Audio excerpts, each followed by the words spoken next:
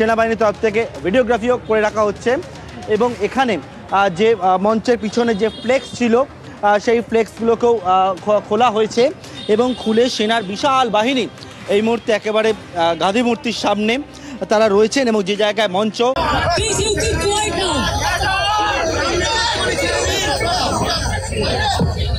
আপনার সন্তান সব শুনতে পাবেন। আমাদের মাইকের কানেকশন কেটে দিয়েছে, স্টেজ ভেঙে দিয়েছে, আপনারা দেখতে পাচ্ছেন। প্যান্ডেল আর্মিকে দিয়ে খুলিয়েছে। তৃণমূল নেতা অনুব্রত মণ্ডলের কথা ধার করে বলতে ইচ্ছে করছে, আহা গো সোনা, খুব কষ্ট হচ্ছে। গোটা রাজ্যটাকে পৈতৃক সম্পত্তি ভেবে নিয়ে, জমিদারি ভেবে নিয়ে এবং এই রাজ্যের পুলিশ প্রশাসনকে কার্যত দলদাসে পরিণত করে যে নচ্ছারগিরি চলে, ইন্ডিয়ান আর্মিকেও এই শাসক দল সেই কথাই ভেবে ফেলেছিল। আর সেই জন্য তারা ভেবেছিল তাদের মর্জি মাফিক ভারতীয় সেনা তারাও নাকি দলদাসগিরি করবে। কিন্তু এই ছ্যাঁচড়ামি যে ভারতীয় সেনা সহ্য করে না, সেটা আজকে হাড়ে হাড়ে বুঝিয়ে দিয়েছেন মাননীয়াকে। আর তার ফলে মুখটা শুধু কালো নয়, একবারে বেগুনি হয়ে গেছে, রাগে গড়গড় করছে, মেজাজ আর ধরে রাখতে পারছেন না। কি কাণ্ড ঘটেছে? আসলে কাণ্ড যেটা ঘটেছে সেটা মারাত্মক কাণ্ড ঘটেছে। সেটা হচ্ছে, আপনারা জানেন যে তৃণমূল কংগ্রেস এখন বাংলা এবং বাঙালি অস্মিতা এই শব্দগুলো নতুন শিখেছে এবং কোনো কিছু যখন 2026-এর দিকে তাকিয়ে আর কাজ করছে না, তখন বিজেপি শাসিত রাজ্যে বাঙালিদের উপর অত্যাচার হচ্ছে এমন একটা ন্যারেটিভ বিল্ড আপ করার চেষ্টা করছে। যদিও মানুষ সেটা খায়নি, এমনকি পরিযায়ী শ্রমিকদের 5,000 টাকা ঘুষ দিয়ে এই রাজ্যে আনার কথা যেটা ভেবেছিলেন সেটাও সুপার ফ্লপ করে গেছে। কিন্তু কিছু তো একটা করতে হবে, নাহলে 26-এর বৈতরণীরা পেরোবেন কি করে?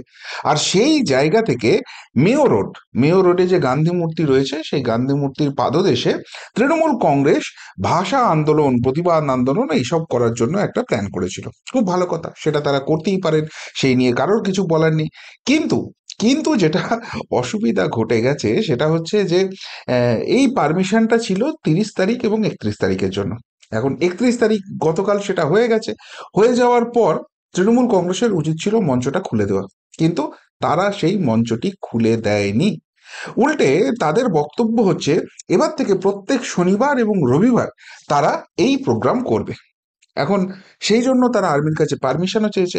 আর্মি বলেছে, দেখো ভাই, আমাদের কোনো অসুবিধা নেই, তোমরা শনিবার রবিবার করতে পারো, কিন্তু এই যে সপ্তাহের বাকি দিনগুলো তোমরা এখানে প্যান্ডেল বেঁধে রেখে দেবে, মাচা বেঁধে রেখে দেবে, যেমন করে ওই দুর্গাপুর এক্সপ্রেস ওয়েতে রেখে দিয়েছিল সিঙ্গুরে, আর তারপর তার জন্য রাজ্যটাকে 14 বছর জ্বলতে হচ্ছে।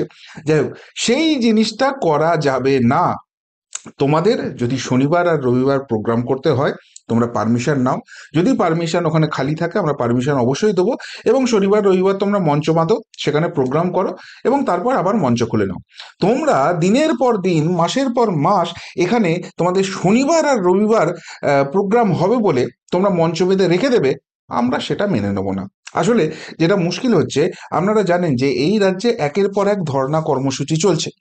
এই রাজ্য সরকার যে চাকরি চুরি করেছে, যে চাকরি দেয়নি, সেই সব বিভিন্ন প্রতিবাদ কিন্তু এখানে হয়, আর সেটাকে বারবার বারবার পুলিশ দিয়ে আটকানোর চেষ্টা করা হয়।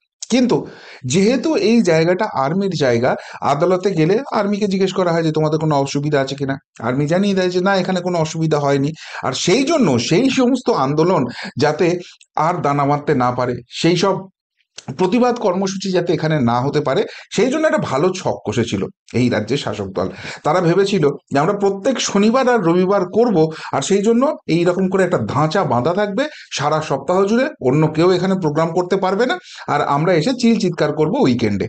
এই যে পরিকল্পনাটা ছিল, সেখানে বেশ কয়েক বালতি জল ঢেলে দিয়েছে। আজকে 100-2 আর্মির জওয়ান সেখানে পৌঁছে যান, এবং সেই মঞ্চ যেহেতু তৃণমূল কংগ্রেস খোলেনি, তাদের পতাকা সরিয়ে ফেলে দিয়েছে, তাদের ওই বাঁশ যা ছিল, ত্রিপল যা ছিল, সব খুলে দিয়েছে। এমনকি দিদিমণির মুখ দেওয়া বড় বড় সব কাট আউট হোর্ডিং সব ছিল, সেইগুলোকেও সরিয়ে দিয়ে ওই যে একদম ওই কোণে গিয়ে একদম সব সাইড করে দিয়েছে, এবং সেখানে দিদিমণির মুখ দেখা যাচ্ছে না। আর এইটা যে হতে পারে, এইটা দিদিমণি কিছুতেই ভাবতে পারেননি, কিছুতেই সহ্য করতে পারছেন না।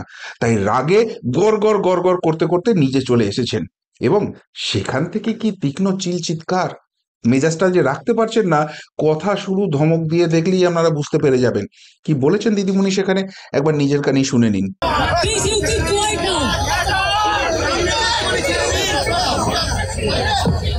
আপনারা শান্ত হন, সব শুনতে পাবেন।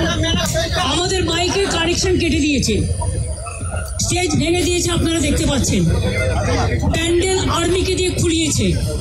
আমি যখন এখানে আসছিলাম, আমার আর্মির বিরুদ্ধে কোনো ক্ষোভ নেই, তার কারণ we are proud of our army. কিন্তু আর্মিকে যখন বিজেপির কথায় চলতে হয়, তখন দেশটা কোথায় যায় সেটা নিয়ে সন্দেহ জাগে। আমার একটাই কথা, এখানে কোনো দেখুন গাড়ি চলাচলের কোনো অসুবিধে নেই, কোনো রাস্তা বন্ধ নেই। আমাদের প্রোগ্রাম স্যাটারডে আর সানডে দুদিন করে হয়। বিভিন্ন অর্গানাইজেশন ভাষা আন্দোলন নিয়ে প্রোগ্রাম করে এবং তার জন্য আমাদের পারমিশনও নেওয়া ছিল। প্রয়োজনে আমাদের বলতো, পুলিশ ফোর্সকে বলতো, দরকার হলে পুলিশ ফোর্স আমাদের পার্টির সাথে কথা বলে আমাদের প্যান্ডেল খুলে দিতে পারতো, আমরাই খুলে দিতাম এবং আমরা অন্য জায়গায় শিফট করতে পারতাম। কিন্তু সেটা না করে মহাত্মা গান্ধীজি, যিনি আমাদের সবচেয়ে বড় মহান নেতা দেশে, সেই মুক্তির পাদদেশে আমরা সব অন্যায় অত্যাচারের প্রতিবাদ করি। কিন্তু সেখানে আমি যখন এখানে আসছিলাম, আপনারা অনেকে ছবিও পেয়েছেন, প্রায় 200-র মতো আর্মি, তারা আমাকে দেখে ছুটে পালাচ্ছিল। আমি বললাম, why you are running away? You are my friend.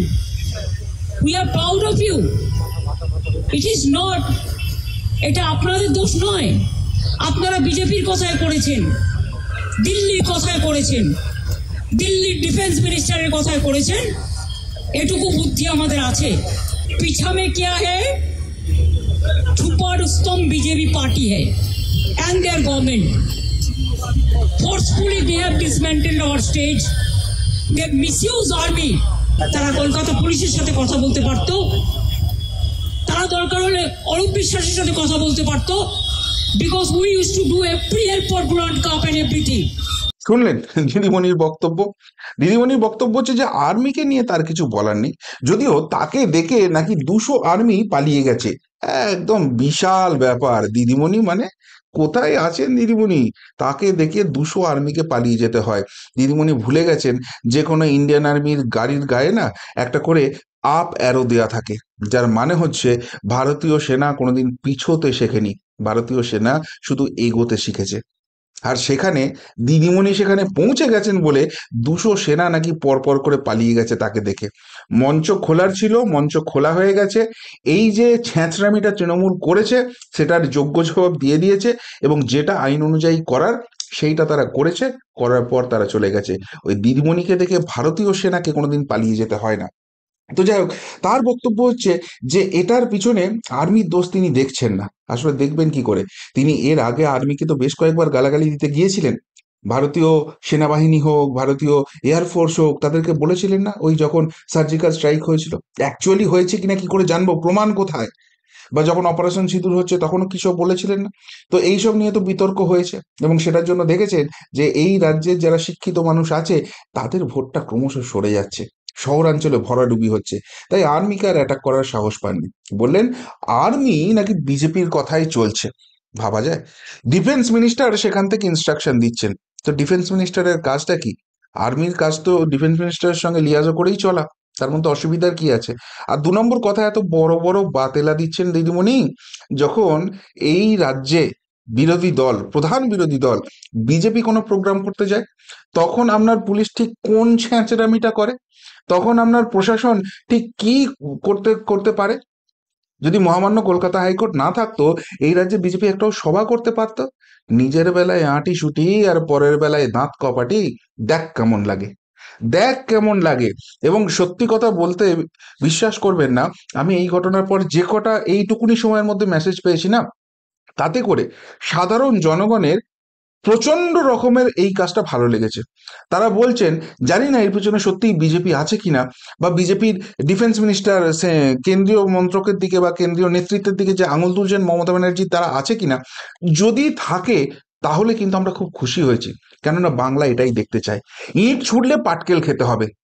Trinamool একতরফা করে যাবে আর বিজেপি ভালো মানুষের মতো সেটা সহ্য করবে, এই জায়গাটা এরা নোংরামি করছে বলে ইগনোর করবেন না।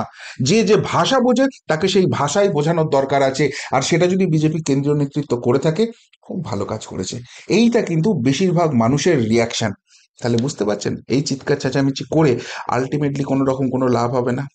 আর সব থেকে বড় কথা, দিদিমণির গোঁসা হয়েছে যে তার রাজ্যে এইখানে যা কিছু আছে সবই তো তিনি পৈতৃক সম্পত্তি মনে করেন, সেই জন্য যা খুশি তাই তিনি করতে পারেন।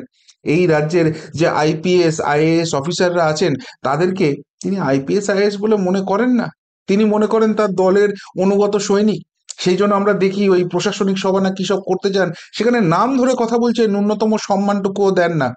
আর সেই জিনিসটা করতে করতে করতে করতে তিনি ভাবেন যে সব কিছু এই রাজ্যে যা আছে না সব তার কন্ট্রোলে, তিনি যেমন বলে করে বলবেন তারা তেমন করে চলবে, তিনি উঠতে বললে উঠবেন, তিনি বসতে বললে বসবেন। কিন্তু ভুল করে ফেলেছিলেন, এটা ইন্ডিয়ান আর্মি, কারোর কাছে মাথা নোয়াতে শেখেনি। আর তাই যতই আপনার দাপট থাকুক আর যতই পুলিশ আপনার হাতে থাকুক, আলটিমেটলি সেনাবাহিনীর সঙ্গে পাঙ্গা নিয়ে আপনি কিছু করতে পারবেন না। এই গাজুয়ারি করতে গেলে ঠিক এই ভাষাতেই জবাবটা আসবে। আর সব থেকে আমার হাসির জায়গা লাগছিল, নিজেকেই পরপর করে ছুটে আসতে হয়েছে, এসে বলছেন যে একবার আমাদের সঙ্গে আলোচনা করতে পারলো না, পুলিশের সঙ্গে করতে পারলো না। পুলিশ আপনি কোন হরিদাস পাল যে আর্মির এসে আপনাদের সঙ্গে কথা বলতে হবে? আপনি গিয়ে আর্মি হেডকোয়ার্টারে যান না, গিয়ে কথা বলুন না, দেখি কত হিম্মত রয়েছে যে কেন এটা করলেন। আর আর্মি যে এই কাজটা করেছে, যদি আপনার মনে হয় অন্যায় করেছে, তাদের এখতিয়ার নেই, যান, মহামান্য আদালতের দরজা তো খোলা আছে। আপনি আবার নাকি নিজেই বিশাল চোটের আইনজীবী, যে মামলায় লড়েছেন সেই মামলায় জিতেছেন, দেখি তো একটা আর্মির বিরুদ্ধে কেস ঠুকে দিন এবং সেখানে প্রমাণ করুন যে বিজেপির কথায় আর্মি এরকম নেচেছে এবং এই কাজ করেছে এবং সেই কাজটা অন্যায় হয়েছে। দেখি আর্মিকে আপনি কিরকম ঘোল খাওয়াতে পারেন। আসলে যে কথাটা বারবার উঠে আসছিল যে অনেক হয়েছে বাংলাতে, এবার ফুল ফ্লেজেড অপারেশন বাংলা দরকার আছে। সেইটা যদি না হয়, এদেরকে যদি এদের ভাষায় জবাব দেওয়া না যায়, 26-এ কিন্তু এই বাংলায় কিছু হবে না। আর সেইটা সব দিক থেকে হচ্ছে। এরা এত একের পর এক অন্যায় করেছে, এতদিন এটাকে সবাই ইগনোর করেছে, কিন্তু সেই ইগনোর করতে করতে না এরা কাঁধে নয় মাথায় উঠে গেছে। ফলে এখন এদেরকে এই সবকটা শেখানোর দরকার আছে। আর যত এটা হবে তত কিন্তু দিদিমণিদের চিরবিরানি বাড়বে। আজকের ঘটনা সেটা কিন্তু আবারও প্রমাণ করে দিল। কি বলবেন আজকে সেনাবাহিনীর এই পদক্ষেপ ঘিরে, এবং তারপর দিদিমণির যে পরিমাণ গুস্সা হয়েছে সেই নিয়ে? যদি কিছু বলার থাকে অবশ্যই কমেন্ট বক্সে কমেন্ট করে জানাবেন। এখনকার মতো এখানেই শেষ করলাম, ফেরত আসছি নতুন প্রতিবেদন নিয়ে খুব তাড়াতাড়ি। ভালো থাকবেন, সাথে থাকবেন, পাশে থাকবেন। নমস্কার।